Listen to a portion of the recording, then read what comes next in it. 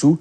E, inclusive, nesse caso, a gente está diante do que foi o primeiro ataque fatal de uma onça a um ser humano em quase 2 décadas aqui no nosso país.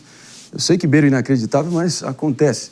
E agora que o animal supostamente responsável pelo ataque foi devidamente capturado por agentes da Polícia Militar Ambiental, diversos questionamentos começam a surgir em torno da investigação. Se o ataque de fato for confirmado, pessoal, o que acontece com a onça? O que teria motivado exatamente o ataque? Para responder essas e tantas outras perguntas, no meio de tantas, né, o nosso entrevistado de hoje é o biólogo Gustavo Figueiredo, que se junta aqui a nós ao vivaço no Morning Show. Podemos seguir adiante, minha diretora? Obrigado pela presença aqui. Bom, esse ataque é bem raro, como a gente acabou de pontuar, né? E eu queria, enfim, pelo menos a partir da tua experiência, do seu conhecimento de causa, aqui dos indícios que estão postos, já dá para... Qual é a sua suspeita do que realmente pode ter acontecido? Bom dia. Bom dia, André. Bom dia a todos.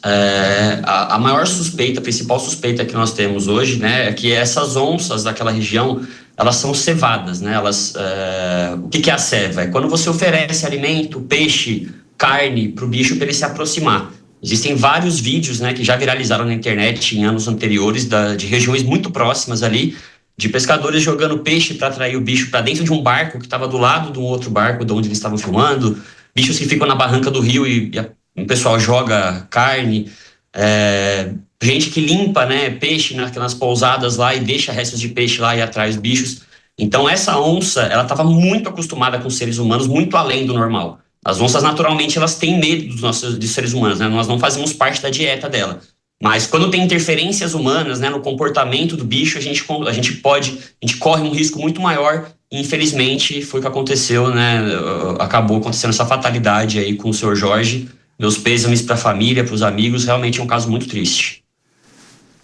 É isso aí. A gente vai trazer o nosso David Tasso para fazer a próxima pergunta e a gente tentar entender o que pode ter acontecido para gerar essa tragédia tanto, né? Não, a pergunta é justamente o que eu posso fazer para tentar evitar ser vítima de um ataque como esse, né? Eu lembro que quando eu comecei minha carreira como repórter, eu fiz justamente uma reportagem sobre isso, de uma onça que invadiu uma casa e aí ela ficou ali acuada, assustada. Eu lembro que foram vários dados tranquilizantes para conseguir contê-la, mas ela ficou ali no quintal, mas ela ficou parada, diferente desse caso. Então, assim, o que a gente faz num episódio como esse?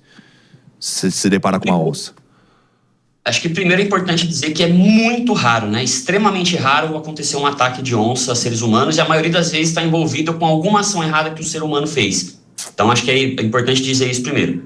Aí, segundo lugar, respondendo a sua pergunta, né? O que fazer caso você encontre uma onça cara a cara? Eu já encontrei 7 vezes onça a pé, né? Cara a cara ali, bem próximo.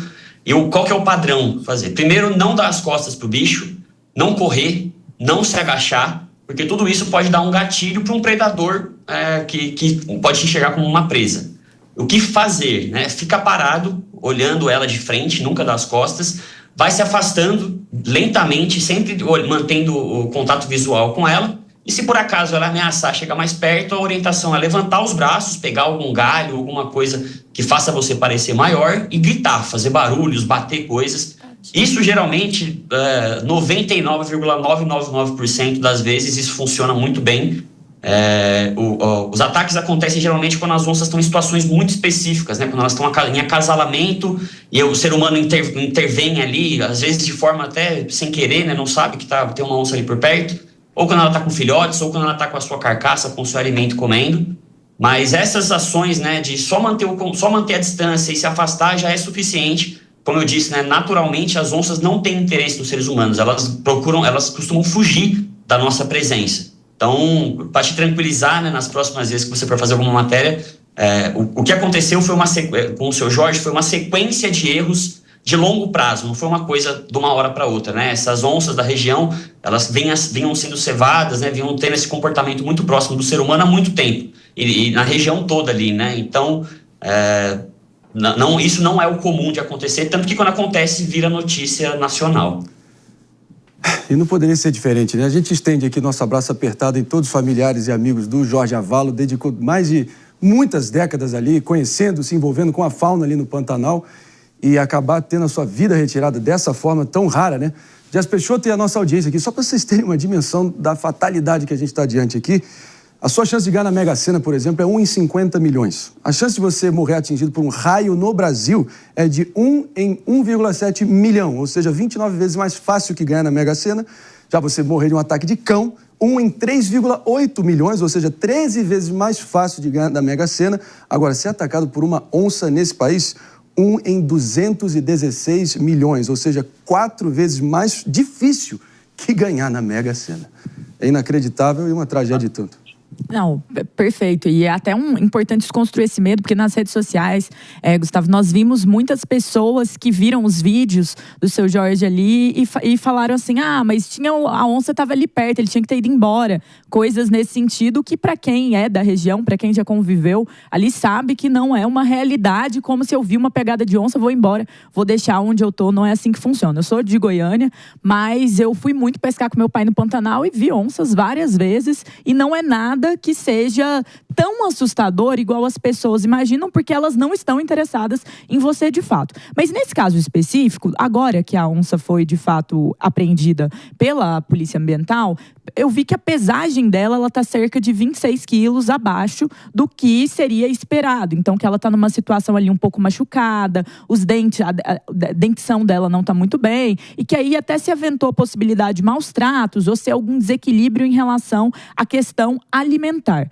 Como que você, como biólogo, encara essa perspectiva? E uma segunda pergunta, você poderia explicar para nós agora o que vai acontecer com essa onça? Porque a onça é um animal protegido, então ela não vai, por conta disso, eu imagino, ser executado alguma coisa, nem seria ali o caso. Então, você poderia fazer essa explicação? Muito obrigada pela sua presença. Claro. Acho que primeiro é importante dizer que ainda não se tem certeza se foi essa onça que atacou ele, né? O que se tem certeza é que essa onça que foi capturada é uma onça muito habituada e por isso até ela foi retirada, porque essa proximidade realmente pode trazer algum problema, mas os indícios apontam que é ela. Então vão ser feitos testes de DNA, né, do material fecal dela, agora que ela está em cativeiro, para confirmar se foi ela mesmo que realizou esse ataque. Dito isso, aquilo que você colocou, né, das pessoas, ele viu uma onça, ele tem que sair de lá. Você está totalmente certa, não existe isso, né? Os pantaneiros vivem no Pantanal há muito tempo, há centenas de anos, né? Populações indígenas tradicionais vivem há milhares de anos lá e sempre conviveram, existe a coexistência. O problema desse caso é que as onças se aproximaram demais, elas estavam muito frequentemente visitando o quintal ali do seu Jorge. E o seu Jorge, ele era um amante da natureza, né? Ele gostava muito dos bichos e ele se acostumou com aquela presença ali também, acho que baixou um pouco a guarda. Depois de muito tempo, né, com as onças visitando ele ali, ele entendeu que as onças não queriam fazer mal para ele e realmente não queriam, só que acabou, por isso que eu digo que é uma sequência de fatos que ocasionou essa tragédia. Então, em referente à sua outra pergunta, né, o que vai ser feito com essa onça ela não vai voltar para a natureza, mas ela vai ser levada para um cativeiro, para um mantenedouro, onde ela vai poder ser recebida, viver com qualidade, né, o resto da vida dela, e ela vai fazer parte de um programa de conservação ex situ, que é uma conservação fora da natureza, fora do ambiente natural. Então, os gametas dela, os genes dela podem ser usados, né, para reprodução, para pool genético, vai ser coletadas amostras dela, e ela vai viver em cativeiro. Então, acho que desse cenário é o melhor que poderia acontecer. A onça não vai ser sacrificada, mas ela também não vai poder voltar para a natureza, porque o risco dela voltar para a área onde ela estava, ou dela se aproximar de outras áreas habitadas, é muito grande. Sim. Então, esse é o cenário que a gente tem agora, mas mais informações, ter certeza para onde que ela vai exatamente, só com o desenrolar dessa situação que está desenrolando nesse exato momento, né? Continua acontecendo. É inacreditável, Gustavo. Até porque, enfim, a onça, que fique claro, dos felinos no mundo, o que a gente apurou aqui, que ela tem a mordida mais letal e forte de todos os felinos, inclusive. E apesar disso, é a que tem menos taxa de ataques se comparadas a tigres, leopardos e leões mundo afora. Então, foi uma fatalidade inominável. E a gente, claro, estende aí para todo o povo ali de Aquidauana, no Mato Grosso do Sul, a toda a família do Jorge Avalo, 62 anos, uma tragédia e tanto, mas você foi muito preciso aí na forma da gente evitar que isso possa acontecer naturalmente. Tudo é possível. O Jorge, lamentavelmente, tragicamente, está aí para provar. Obrigado, Gustavo. Exato. Imagina, obrigado a vocês. E a mensagem que eu gostaria de deixar é coexistência. A gente consegue, nós não estamos invadindo o lugar delas, né? Muita gente também vem com, nós que invadimos. Na verdade, nós coexistimos, e acho que é importante a gente ter isso em mente. Para coexistir, a gente precisa respeitar limites e protocolos de segurança, para a segurança nossa e dos animais. Muito obrigado e bom dia. É isso aí. Gustavo Figueroa, biólogo. A gente espera trazer você aqui em circunstâncias menos lamentáveis como essa. Obrigado. Mano Ferreira, um rápido comentário?